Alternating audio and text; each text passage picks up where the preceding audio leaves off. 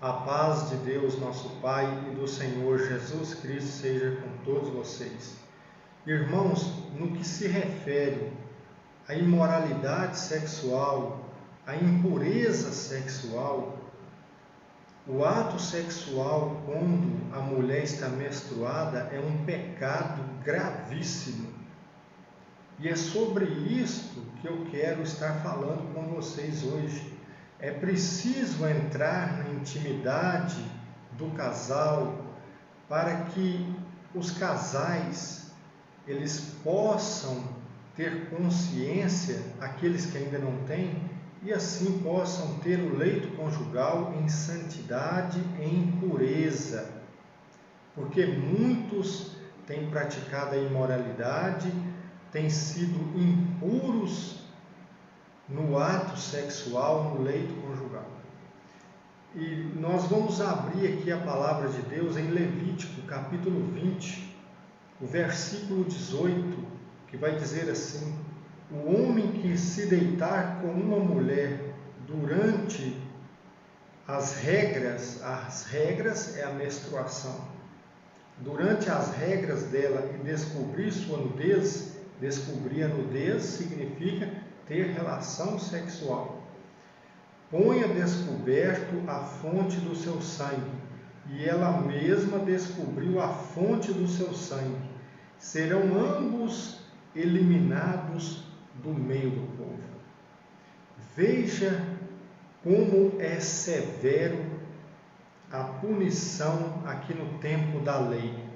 Então muitas pessoas perguntam o que é um pecado de morte. Este era um pecado de morte, porque quando um casal era pego neste pecado, eles eram eliminados do meio do povo de Israel. Há traduções da Bíblia que vão trazer a seguinte palavra: eles serão extirpados. Extirpar significa arrancar pela raiz, ou seja, eles eram excluídos do povo de Israel, porque esse é um pecado gravíssimo.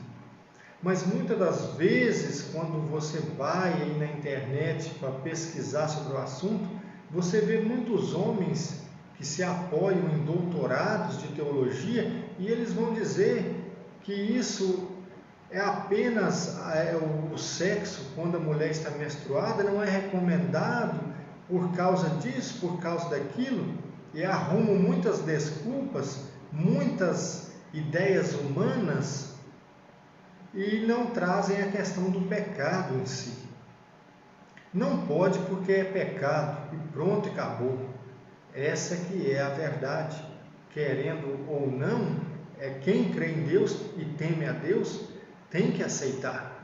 Agora as pessoas do mundo vão arrumar uma desculpa: uso um preservativo, é melhor eu fazer isso com a minha esposa do que eu cometer um pecado lá fora. Não tem essa exceção.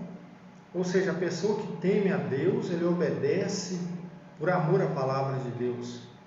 E ele trabalha o seu psicológico e ele faz o cumprimento da palavra por amor.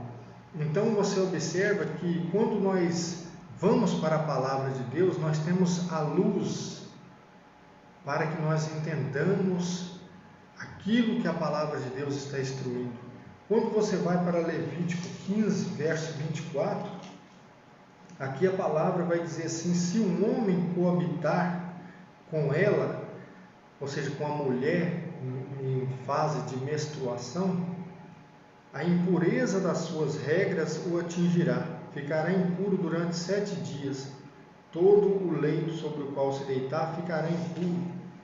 Então aqui você vê que, primeiro, esse é um ato de impureza sexual.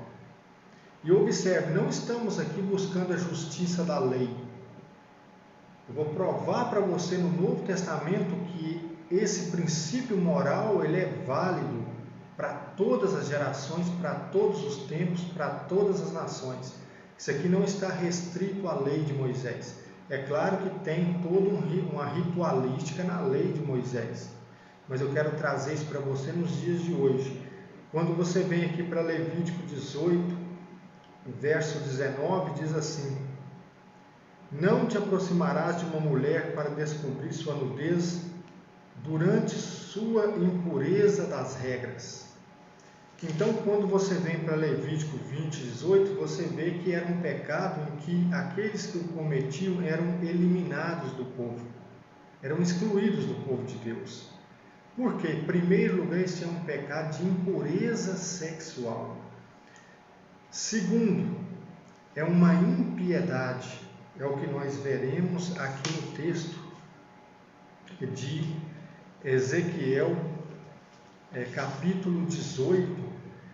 Aqui no verso 5 está, o capítulo 18 vai tratar da responsabilidade que é pessoal de cada um.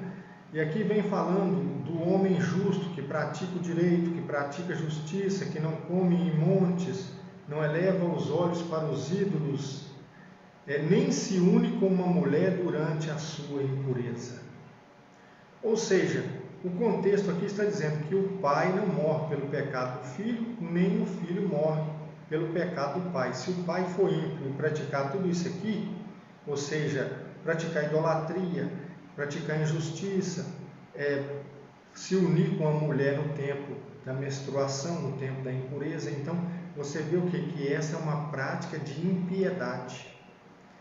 Então, em primeiro lugar, é de impureza sexual. Segundo, é de impiedade moral, porque aqui o texto está dizendo, não se une com uma mulher durante a sua impureza.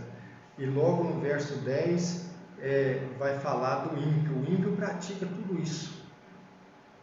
Então, observe que quando nós vamos aqui para o capítulo 20, verso 10, quando se fala dos crimes de Jerusalém, mais uma vez, no verso 10, é mencionado que este é um crime.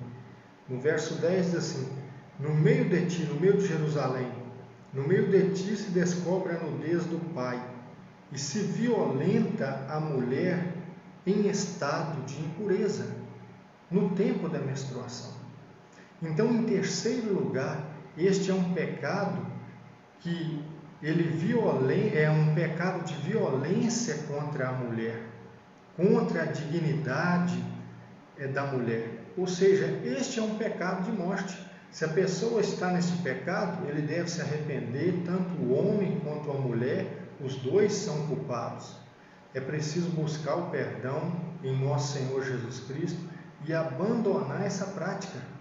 Porque, como eu já disse, três coisas: impureza sexual, impiedade moral e uma violência contra a mulher, contra a dignidade da mulher. E quarto, quem o praticava era o quê? Eliminado do meio do povo, ou seja, era um pecado de morte. Então é preciso que as pessoas que não têm o conhecimento venham a tê-lo.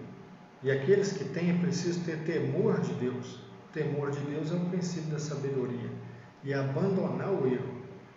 Abandonar os falsos pregadores que vêm aí com conceitos humanos. É por causa disso, daquilo. Não tem nada a ver. Você vê que a palavra é muito dura, mas ela educa, ela disciplina para a vida eterna.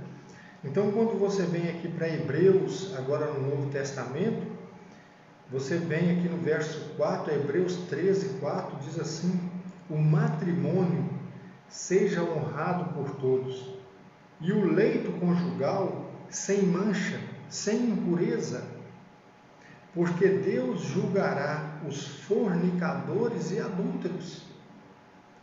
Então, observe, o leito conjugal é santo. É preciso que o homem e a mulher casados pratiquem o sexo de uma maneira que louve a Deus, porque Deus criou o sexo e ele precisa ser feito de uma forma moral e não imoral. Muitas pessoas acham que porque é casado vale tudo. Vale para quem não conhece a Deus, para quem não teme a Deus, mas pagarão um preço alto, porque a palavra está dizendo, Deus julgará. Então muitas pessoas estão na imoralidade, estão cometendo pecados de morte. Se não se arrependerem, irão perecer por causa do pecado. E quando nós vamos aqui para a primeira carta do apóstolo Pedro, o capítulo 2, verso 11, diz assim: Amados, exorto-vos como a estrangeiros e viajantes neste mundo, a que vos abstenhais dos desejos carnais, ou seja, das paixões carnais, que promovem guerra contra a alma. Na atualidade, nós vemos muito um conceito sendo criado, deturpando os princípios e a moral que vem da fé judaico-cristã, os princípios da palavra de Deus. Mas você vê que aqui a palavra claramente está dizendo para aqueles que temem a Deus, que nasceram de novo em Cristo Jesus, é preciso abandonar as paixões carnais que combatem contra a alma. Ou seja, e quais são essas paixões? E isso que a gente está mencionando aqui. Tem muitas pessoas que caem neste pecado, acham que isso não tem problema, acha que porque é casado ou que porque ama a outra pessoa, muitas das vezes a mulher cede a isso para satisfazer o marido, e ela cai em transgressão. E o homem, não compreendendo, não tendo uma vida transformada com Deus, não tendo o entendimento de que o sexo ele tem que ser praticado com santidade, ele induz a mulher a esse pecado.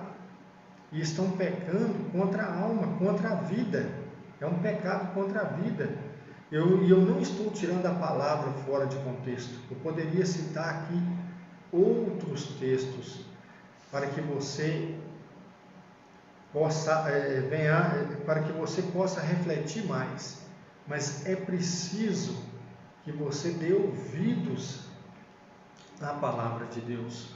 Mas por hora vamos ficar somente com esse texto, esses textos que eu citei aqui, e que Deus possa abençoar cada um que assistir essa mensagem, que for tocado pelo Espírito Santo, para que possa, se pecou, não pecar mais. E aqueles que não pecaram possam permanecer firmes mais ainda, cada vez mais e mais. Que Deus vos abençoe em nome do Senhor Jesus.